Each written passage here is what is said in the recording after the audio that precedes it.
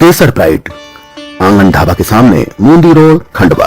हमारी विशेषताएं आवागमन हेतु भव्य प्रवेश द्वार, भव्य मंदिर, कॉलोनी में सुगम आवागमन के लिए सीमेंट कंक्रीट रोड की उत्तम व्यवस्था, अंडरग्राउंड इलेक्ट्रिफिकेशन, उचित पानी की निकासी के लिए अंडरग्राउंड ड्रेनेज लाइन की व्यवस्था, कॉलोनी में प्रकाश हेतु स्ट्रीट लाइट एवं बिजली की उत्तम व्यवस्था, पीने के पानी के लिए इलेक्ट्रोफ्यूजन फिटिंग के साथ एचडीपी पाइपलाइन, सुरक्षा के लिए कंपाउंड वॉल, वॉकिंग हेतु वॉकिंग ट्रैक, संपूर्ण कॉलोनी पूर्ण रूप से वैध, 24 घंटे पानी की सुविधा उपलब्ध, बाईपास से बेहतर connectivity, CCTV camera, common area, बच्चों को खेलने के लिए प्ले जोन, विशाल सुसज्जित गार्डन, 24 घंटे सिक्योरिटी गार्ड की सुविधा और 5G इंटरनेट की अंडरग्राउंड सुविधा। तो देर किस बात की, जल्द ही बुकिंग करें। बुकिंग मात्र 51,000 रुपए में 8 माह की आसान किस्तों में 0% ब्याज दर पर उपलब्ध है। तो जल्द पधारे केसर प्राइड आंगन ढाबा के सामने मूंदी रोड खंडवा। डॉक्टरेट के में शामिल होते हैं। उस महत्वपूर्ण परीक्षा का नरेंद्र मोदी की भ्रष्टाचारी सरकार ने पेपर आउट कर दिया, जिसके अंदर सीधे सीधे भारतीय जनता पार्टी के कार्यकर्ता उसमें शामिल पाए गए। वैसा ही कृत्य नर्सिंग घोटाला के रूप में किया गया। नर्सिंग कॉलेज में घोटाले किए गए। हमारे बीच में हमारे शहर कांग्रेस अध्यक्ष माननीय डॉक्टर मनीष मिश्रा जी भी उपस्थित हो चुके। अब जिसने भी ये कार्य किया उस पर कठोर से कठोर कार्रवाई होनी चाहिए। बात मैं करता हूं नर्सिंग घोटाले की। नर्सिंग घोटाला मध्य प्रदेश का घोटाला है, व्यापम मध्य प्रदेश का घोटाला है। यहाँ पर 20 साल से बीजेपी की सरकार है। मुख्यमंत्री शिवराज सिंह चौहान यहाँ 15 साल 18 साल यहाँ के मुख्यमंत्री रहे हैं, लेकिन आप देखिए उन्होंने क्या किया मध्य प्रदेश को। व्यापम नर्सिंग घोटाला, ये एक नई तरह की प्रथा इन्होंने चालू कर दी है कि कोचिंग संस्था पूरे जितने भी हैं ये सभी को फायदा पहुंचाने के लिए पेपर लीक करवाते हैं। 10 सालों में 70 बार पेपर लीक हुआ है, लेकिन आज तक कभी इसका किसी ने दोष अपने मन नहीं लिया कि हमारी विफलता या किसकी विफलता। वो सरकार छात्रों की विफलता बताती है कि ढंग से पढ़ाई नहीं करते हैं। तो अभी भी वक्त है, आप जाग जाइए और ऐसी सौतेली माँ, ऐसी दायन से आपको अगर आपने बच्चों का भविष्य सुधारना है तो आपको ऐसी सौतेली माँ, ऐसी दायन को इनको 2029 में इनकी औकात बताना पड़ेगी। अभी तो आपने थोड़ा सा इनको ट्रायल दिया था, सुधरने का मौका दिया है, लेकिन ये नहीं सुधरने वाले क्योंकि इनकी औलाद ही नहीं है। ये बेऔलाद बैठे हुए हैं, इनको क्या दुख दर्द। ये कभी भाई के भाई नहीं हुए, पत्नी के पति नहीं हुए, माँ बेचारी माँ के माँ नहीं हुए, तो ये किसके होंगे? ये किसी के नहीं हो सकते। ये सत्ताधारी है, ये सबको एक नजर से देखते हैं और सबका शोषण करते हैं। आप होता है जो नीट के एग्जाम की तैयारी करता है, उस परिवार से आप जाकर पूछिए कि उस परिवार पर क्या बीतती है अगर उसका बच्चे का सिलेक्शन नहीं हो पाता है। वो रात दिन पढ़ाई करता है।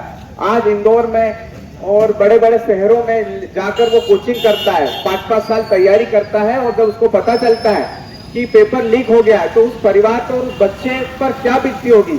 ये 25 लाख बच्चों के भविष्य की बात है कि 25 लाख बच्चे नीट की तैयारी करते हैं और उनको अगर वैसा पता चलता है कि पेपर लीक हो गया तो उस परिवार और उस बच्चे की मानसिकता का आप सोचो क्या होता होगा कि मैंने पूरे साल तैयारी करी और मैंने सब, मेरे परिवार वालों ने उधार इधर उधर से पैसा लेकर मुझे पढ़ाया और आखिरी में उसका निष्कर्ष निकला कि पेपर लीक हो गया।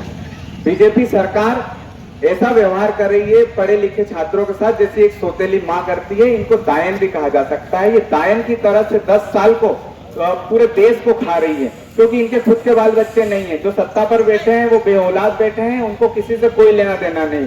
उनको सिर्फ उनके कार्यकर्ताओं का पेट भरना है और उनको उनकी सत्ता चलाना है। वो किस तरीके से मदहोश हो चुके हैं। अभी तक माननीय प्रधानमंत्री जी ने नीट एग्जाम पर न मन की बात में कुछ बात रखी है, न कभी उस पर सार्वजनिक आकर उस बारे में बयान दिया है। आप बताइए 10 सालों में इनके एक भी मंत्री ने जवाबदारी न लेते हुए आज तक कोई इस्तीफा नहीं दिया। जब कांग्रेस सरकार होती थी, अगर मंत्री अगर इस तरीके से कुछ उसके में कार्य में कुछ तकलीफ होती थी तो उसको इस्तीफा उससे कांग्रेस सरकार ले लेती थी। लेकिन 10 साल में क्या इनके मंत्री इतने ईमानदारी के साथ काम कर रहे हैं कि इन्होंने 10 साल में एक भी इस्तीफा नहीं लिया, जबकि ये सरकार पूरी तरीके से विफल हो चुकी है। इन्होंने बच्चों के भविष्य के साथ खिलवाड़ किया। मतलब भारत देश युवाओं का देश है और उन युवाओं के साथ इन्होंने किस प्रकार से छल कपट किया। आने वाले टाइम पर युवा इनको बताएंगे कि छात्र शक्ति और छात्र युवाओं के साथ ऐसे पेपर लीक करके उनके भविष्य के साथ खिलवाड़ करने पर युवा उनको क्या सजा देता है। मेरा तो उनके माँ बाप एक वक्त की रोटी खाते हैं, अपने बच्चे को पढ़ाते हैं, और पढ़ करके जब बच्चा नीट का एग्जाम देता है या अन्य प्रकार का एग्जाम देता है, अंतिम क्षण में जब एग्जाम हो जाते हैं तो मालूम पड़ता है कि अरे इसका पेपर लीक हो गया। और जब पेपर लीक होता है तो न केवल वो बच्चे का भविष्य खराब होता है, वरन इस हिंदुस्तान का भविष्य खराब होता है, क्योंकि जो बच्चा मेहनत करता है वो पीछे रह जाता है। और अनायास तरीके एक ऐसा काकस बना दिया गया जहां से जैसा मूल्य, तो आप सोचिए 70 एग्जाम, करोड़ों विद्यार्थी, करोड़ों लोगों की मेहनत, करोड़ों लोगों का लगने वाला पैसा, करोड़ों लोगों की भावनाएं तालवे को लेकर आप यहाँ छात्रों की आवाज बंद कराएं, उसके लिए सभी का धन्यवाद करता हूँ। विगत 2017 में एनटीए का गठन हुआ और उसी के पश्चात जितनी भी परीक्षाएं एनटीए ने कराई, इस परीक्षा के परिणाम और पेपर लीक से यह सिद्ध होता है कि हर परीक्षा में कहीं ना कहीं घोटाले किए गए। नर्सिंग घोटाला, नीट घोटाला। नर्सिंग घोटाले में आज भी वो छात्र फर्स्ट ईयर में जो 2017 में भी फर्स्ट ईयर में था, बच्चों के 4 साल 5 साल खराब कर दिए। और जबकि आपको सभी को पता है कि 1 साल का भी अगर गैप हो जाता है तो नौकरी भी नहीं मिलती, और 5 साल में आज जो बच्चा 2017 में फर्स्ट ईयर में था वो आज भी फर्स्ट ईयर में है। ये पैरामेडिकल में घोटाला हुआ। इस सरकार से मैं पूछना चाहता हूं, क्या पेपर लीक सरकार का नौकरी ना देने का बहाना बन चुका है? विगत कुछ दिनों पूर्व जब चुनाव चल रहे थे तो हमारे देश के प्रधानमंत्री, ये जो मंत्री थे, इन्होंने जो पेपर लीक करा और जो परिणाम आए, इससे यह सिद्ध होता है कि मंगलसूत्र कांग्रेस की सरकार ने, आपने उन महिलाओं के मंगलसूत्र चोरी करे हैं। 2014 के बाद से 15 राज्यों में 41 परीक्षा हुए हैं, जिसमें 2.25 करोड़ से ज्यादा छात्रों ने परीक्षाओं में परिणाम दिए, परीक्षाओं में अपीयर किया है। ये सभी परीक्षाओं में कहीं ना कहीं किसी न किसी तरीके घोटाले हुए हैं। नीट परीक्षा में एक ही सेंटर से 12 छात्र जो कि एक लाइन में बैठे थे, वो 12 की 12 छात्र 618 और 619 नंबर लेकर आए, जो कि पॉसिबल ही नहीं है।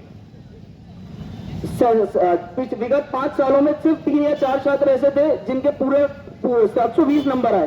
पहली बार ऐसा हुआ कि इसी साल 67 बच्चे, 67 बच्चों के 720 नंबर आए। ये कैसे पॉसिबल हुआ? या तो पेपर बहुत ईजी था या पेपर बच्चों को पहले पढ़ा दिया गया था। और शर्म तो हमें तब आती है जब गिरफ्तारियां हो जाती है, जब ये अपराध सिद्ध हो जाता है। उसके बाद भी हमारे शिक्षा मंत्री धर्मेंद्र प्रधान जी बोलते हैं कि ये कोई पेपर लीक नहीं हुआ और ये कोई छोटी सी घटना है, जगह जगह होती रहती है, इस पर कोई कार्रवाई नहीं की जाती। हम चाहते हैं कि एनटीए को बैन किया जाए और जल्द से जल्द छात्रों से किए गए छल को वापस परीक्षा की जाए और आगे से ऐसी चीजें ना हो, इसके लिए विशेष कदम उठाया जाए। देखिए, आज का जो आंदोलन है, धरना प्रदर्शन है, वो नीट परीक्षाओं में और नर्सिंग घोटाले में जो भ्रष्टाचार हुआ है, जो गड़बड़ हुई है, उस मुद्दे पर आज मध्य प्रदेश कांग्रेस कमेटी के अध्यक्ष माननीय जीतू पटवा जी के निर्देश पर संपूर्ण मध्य प्रदेश के जिला मुख्यालय पर आंदोलन किया जा रहा है।